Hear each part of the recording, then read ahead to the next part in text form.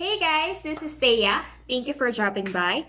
I'm back for another video, and for today's vlog, I'll be sharing with you something encouraging. If you're interested, just keep on watching. But before that, don't forget to subscribe, tap the notification bell so that you will be notified on my next video, famous like this, that you might find helpful and encouraging. So if you're ready, let's start!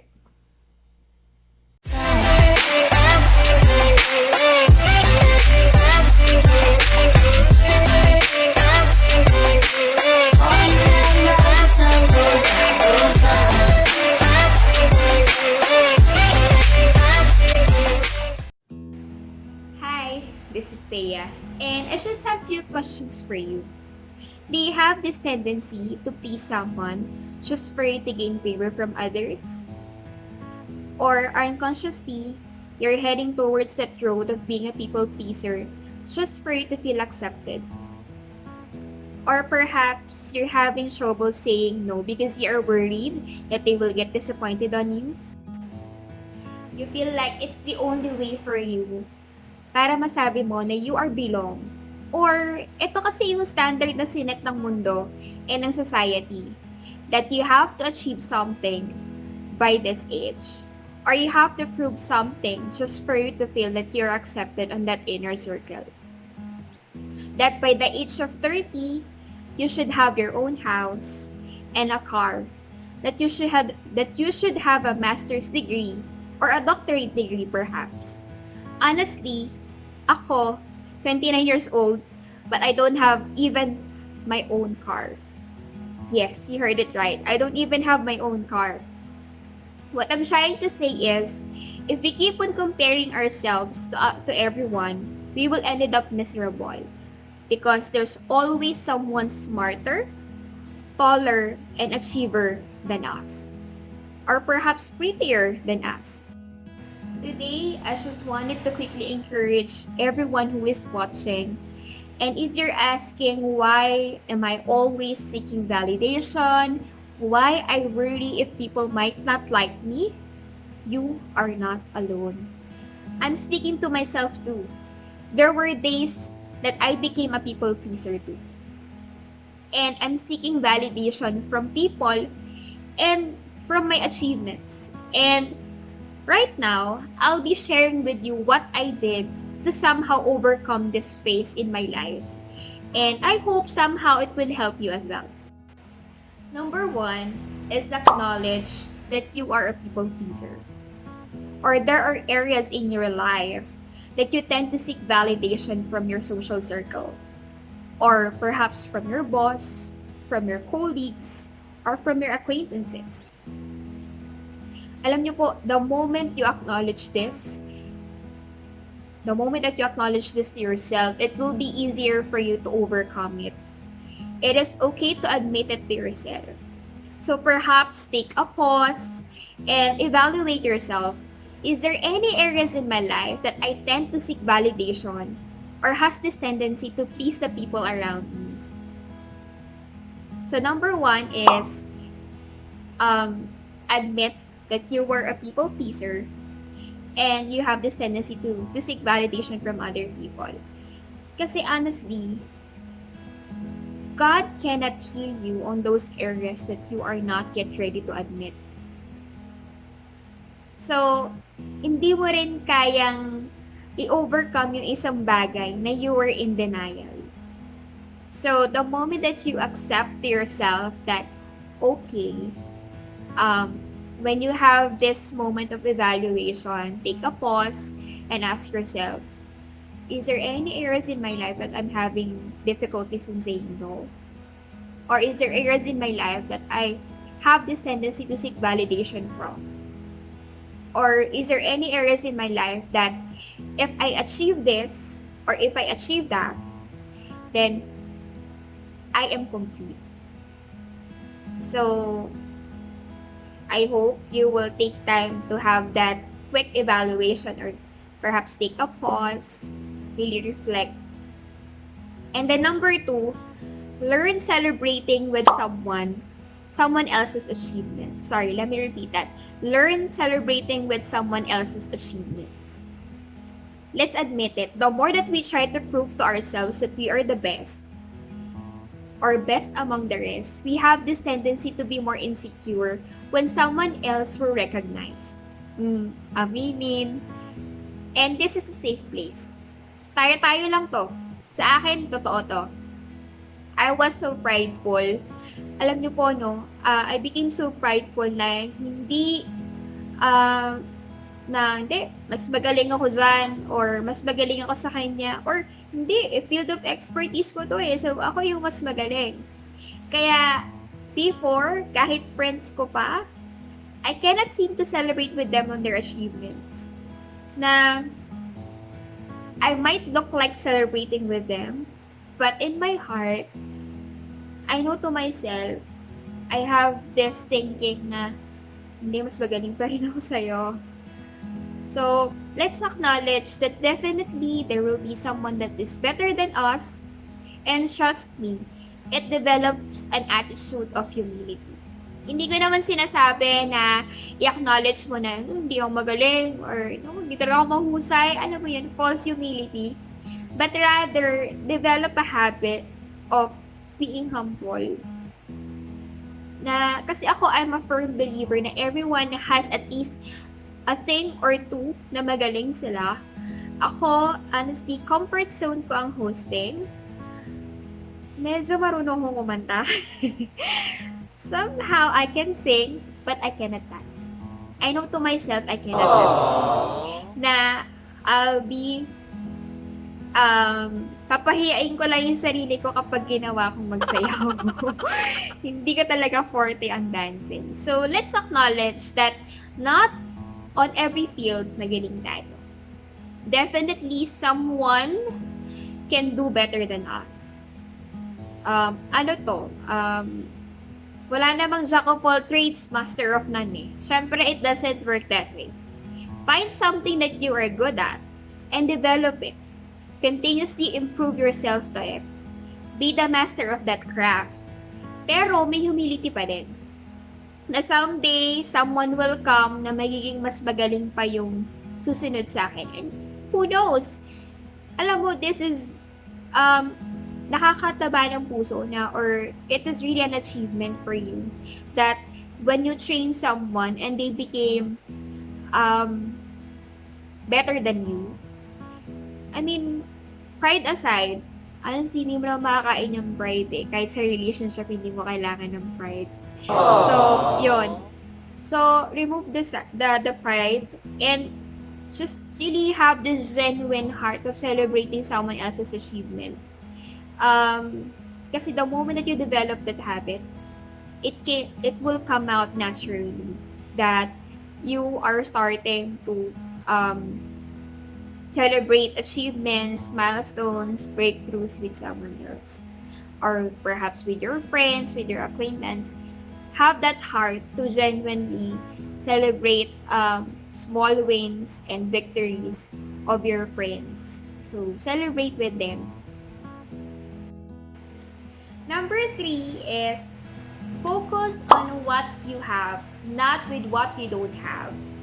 So, stop comparing your behind the scenes to someone else's highlight reel. Kasi, alam niyo po, no, we have this tendency to compare our season or our situation with someone else. For example, bakit yung friend ko meron na siyang sariling sasakyan? Or, yung friend ko nakabili na siya ng bahay. Ako, walang taon na ako, wala pa akong sariling kotse, wala akong sariling bahay, ganyan. Or ito, classic example. Magta-30 na ako, wala pa akong boyfriend. Wala pa akong love life. So, yun. So, naniniwala ako na God set a specific season and specific activity under heaven. Again, I'm not forcing religion here, but I'm a firm believer na hindi inaalaw ni God na hanggang dyan ka na lang. And naniniwala ako na na meron ka pang igagaling, meron ka pang breakthrough more than what you are into. You have mas gaganda pa yung sitwasyon mo, mas magiging better pa yung situation mo than what you're experiencing right now. And Honestly, God's delay, it doesn't mean it's God's denial. Perhaps dinidelay lang. For example, yung ine-expect mong promotion, inabutan na ng COVID, hindi pa rin nangyayari. So, it doesn't mean na nade-delay, denied na kaagad. We have this tendency kasi na na masyado tayong time pressured. Well, I believe na dapat time-bounded ang planning natin, no? Pero, your dreams should not make you frustrated. I mean, your dreams should make you motivated and not frustrated. Dapat yung goals mo should not make you frustrated. So, let me repeat that. Your dreams and your goals in life should make you motivated and not frustrated. Frustrated about yourself, frustrated about your situations in life, frustrated with what you frustrated kasi hanggang bakit wala ka pang ganito, ganyan.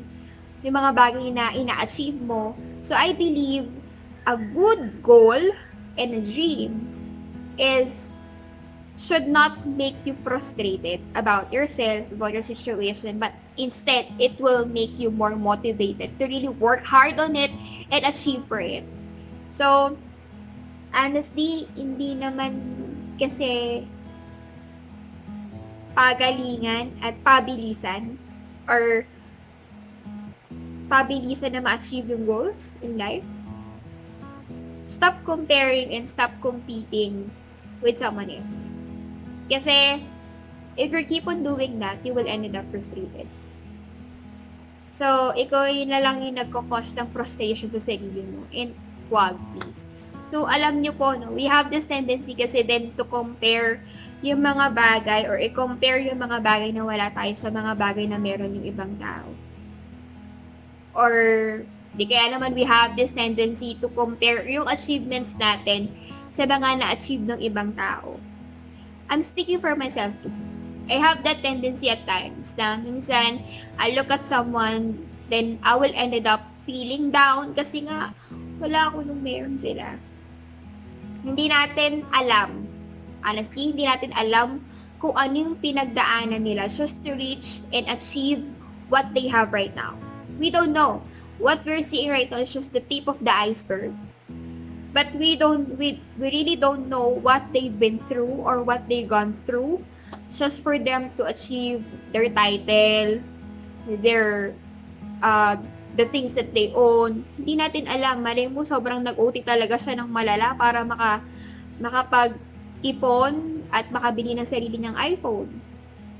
And honestly, ngayon naniniwala ako, as long as the phone that you have is still functional, nagagawa niyo yung mga basic things na kailangan mo, email, tawag, text, and messaging app, yung mga kailangan mo sa office, and I mean, your cell phone's main purpose is to communicate with other people, not a status symbol. So again, let me repeat that. The gadgets, especially the cell phone that you own, the main purpose of it is to communicate with other people, not as your status symbol. So, it doesn't mean or it doesn't make you a less person kung hindi ka makabili ng iPhone. Honestly, I'm not an iPhone user. I used to, pero hindi ko siya binili. Hindi siya sa akin ng office namin as a company phone. And honestly, when I had a chance to really use iPhone, or before ako gumamit ng iPhone, dream ko rin siya na magkaroon ng iPhone. For me, ako ngayon, I'm using Huawei. I'm using Huawei P30 Lite, guys. So, and ito lang yung ginagamit kong pang-vlog ngayon. So, I don't have that gadgets yet for vlogging. So, wala pa kayong mga high-end na camera. Wala. I'm just using my personal phone. And it should not stop you to start something that you really want. I mean, ako honestly, hesitant akong mag-start ng vlog kasi hindi lang po halata. Pero introvert ako in nature. And medyo awkward ako sa camera before ako before ma-develop yung speaking skills ko. nung nag-multimedia hosting ako. So, honestly, hindi rin ako ganito kagaling magsalita before. Awkward din ako. And honestly, nakita nyo, meron pa rin akong guide. Kasi ayokong malito. Kasi ayokong, ma-overshare. Tapos, sobrang, girl, dami mo ng airtime. Ganyan. So, going back, lang masabi mo na you are certified young professional is dapat meron kang iPhone, meron kang MacBook. Hindi. Honestly, no. Young professionals, please, I'm begging you. Those gadgets, it should not be your status symbol. Kasi, your work and your worth, or your worth doesn't define by the tangible things. Or the worth that you have as a person, as a human being, should not be defined by tangible things. Ako, mas okay pa rin ako kahit hindi ka naka-iPhone, pero alam mo, humble kang tao, mas approve sa akin yun. Or kahit hindi ka naka-iPhone, basta you know your priorities in life, you know how to give back to your parents, you know how to help your parents, you know how to be a good friend, you know how to be kind and genuine friend, mas okay sa akin. So, your worth is not defined by these tangible things. And you're worth more than those tangible things. Honestly. Believe me. Okay? So, again, we don't know what they've been through para lang ma-achieve yung mga bagay na yun. So, if you really want something, then work hard for it. Hindi ko sinasabi na wag ka mag-achieve ng something. Hindi ko sinasabi na wag ka mag-set ng goal for yourself. Siyempre, hindi naman ganun yung sinasabi ko. What I'm trying to say is, you should re-evaluate your mindset towards these things. Kung itong mga bagay na ito, ang naging definition mo to have this fulfilled life, then baka mali. Okay? And ito pa, classic example. Love life. Just to share with you, ako po ay 9 years ng single. Yes po. And I'm still praying and waiting on the Lord. And honestly, what really I'm really thankful for my season right now is I know God is continuously building my character. Kasi ang prayer ko naman po is I really wanted to be a suitable helper to my future spouse. And naniniwala ako na God prepared a suitable helper for me. So, sa'yo na nanonood ngayon, kahit single ka, it doesn't make you less as a person. And just enjoy your single season. Who knows, diba, malay mo, may 6 months pa si God para i-prepare yung life partner mo. So, malay mo, for the remaining months of the 2020, ngayon mo makikilala yung love life na nilaan sa'yo. Kasi I have few friends who enter in a relationship even though in the midst of pandemic, even though in the midst of ECQ, they found love life. So, season lang talaga. Hindi mo kailangang madaliin. Me being single on my late 20s, may mga simple sorts ako na ginagawa na mapapaisip ako, if only I have a boyfriend, it will be much easier. So, ako po ay 29 years old na. Kaka-29 ko lang po this year, no? And, being single on my late 20s, it's really, sometimes, napapaisip ako, feeling ko, for me, it's difficult. Kasi, minsan nalulungkot ako na, ako, naging honest lang ako, wag niyo ako i-judge. Sometimes I'm being sad na, bakit yung iba, kasi yung mga friends ko nagpapakasal na, parang last year ilang kasal yung inatenan ko, bukod pa dun sa mga kasal na hinost ko, na, sabi ko, Lord, mas bata pa po sila sa akin. Lord, follow up. Ganun, I have those moments. And honestly, I have those crying moments with God na sabi ko, Lord, siguro hindi pa talaga season. Pero, I'm just being honest with God. I'm just pouring out my through true and real emotions to Him na, Lord, follow up. Baka lang naman. Pero I'm a firm believer that God hasn't forgotten us. If you are watching right now and you're still single just like me, and you are on your late 20s, you are on your early 30s, I don't know, I'm a firm believer that God doesn't forgotten us. He doesn't overlook on our love story. And I'm positive that one day, um, we will experience the kind of love story that's been written, greatest that among the love story that's been written of all. Why I'm saying it is greatest among all of the love story that's been written? Because it is your own love story. So, greatest yun. Kasi sarili mo ng love story yun eh. So, I'm excited on that. So, yun nga. So, sabi ko nga kanina, your dreams should make you motivated and not frustrated. And feel bad about yourself. If negative yung pakiramdam mo, you might want to reevaluate your focus. Baka mali na yung focus mo. Baka you're finding purpose and meaning na sa love life. Na na-frustrate ka kasi feeling mo you're incomplete kasi wala kang love. Ako honestly, minsan, napapaisip ako. Sabi ko kanina, kapag mga ginagawa akong chores, napapaisip ako, if only I have a boyfriend, then it will be much easier for me to do these things, to accomplish these things.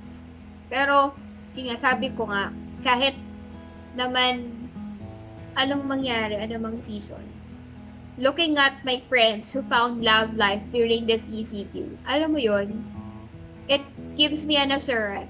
And every time I attend wedding, it gives me an assurance and comfort that God is the God who is a promise keeper. And if you know to yourself that you are getting married and you will be getting married in the future, then put that confidence to God na someday, in God's time, I will have my future love life. What you feel right now is valid. But if you keep your focus on these things, you will ended up being down and frustrated. Chill ka lang. May 6 months pa si God to fulfill His promises to you this year. So, kung this year niya nga talaga ibibigay ha, syempre kung hindi naman talaga this year, huwag ka naman ma-frustrate. Kasi hindi naman pala this year, diba? So, do not just focus on the waiting, but focus on how can you be a suitable helper to your future spouse. Aral ka magluto, gumawa ng household chores, or kung bored ka talaga, try to start your own business. Malay mo, hindi ka pala talaga in love, bored ka lang. And number 4, and the last, your story matters. Huwag mong maliitin yung storya mo. Your story will serve its purpose. And for people to see how amazingly God is moving in your life. And God will use our stories to inspire and encourage others. I hope you will start to forgive yourself every time you feel you are not good enough. Again, let me repeat that. I hope starting today, you will start to forgive yourself every time you feel that you are not good enough. And please don't be too hard on yourself. But please be careful with your heart. Kaya na single ka, the only person that who could take care of yourself is you. So start loving yourself all the more. Hindi naman yung self-centered love, no? But rather, start taking care of yourself. Don't be too hard on yourself, beloved. Everything you feel are all valid. But please, I'm begging you, please do not stay there. I hope you will start to realize that you don't have to please everybody. Because you can. You really can. Okay? No matter how beautiful, no matter how smart, and no matter how kind you are, you cannot please everybody. And you don't have to please everybody. You will always be incomplete to someone who doesn't see your true value and worth. Kahit gaano mo pa i-improve yung sarili mo, you will always be incomplete to those people who doesn't really see your value and worth. Please stop seeking validation from the wrong source. Stop seeking validation from the wrong source. Again, ulitin ko. Stop seeking validation from the wrong source. Someone has seen you whole. Someone has seen your whole being, and it never makes him love you less. And that is Jesus. I'm not forcing religion here, but what I'm trying to say is, there is Jesus who fully known you, yet fully loved you. I will end with this verse. She is more precious than jewels, and nothing you desire can compare with her. No matter how messed up we are, no matter how messed up you are, trust that God has a plan. Be your own kind of beautiful. You are unique, and you are you. Excited na ako sa plot twist ng story mo. So, I'm excited to hear all of those. So, comment down below whatever you have, whatever takeaways that you had. I'm excited to hear it. And if you have questions, you have clarifications of whatever I said earlier. If you have any clarification of whatever I said earlier, please, I would want it to hear from you. So comment down below. And if you have any questions or if you have any suggestions na gusto nyo pang pag-usapan natin, again, this channel of mine, it doesn't only focus on hosting tips, but what the main purpose of this channel is to really speak life and encouragement to everyone. And I'm excited to hear from you, and I'm excited to talk to you again on our next vlog update. So, and that's it, guys. I hope you were encouraged. Thank you so much for watching. And till our next breakout session, let's take a break and pause from our usual routine, shall we? So, see you again on my next vlog. Always remember, you are loved and you are worth it. So, this is again Thea, your host, now signing off. God bless everyone. See you again in our next video. Bye!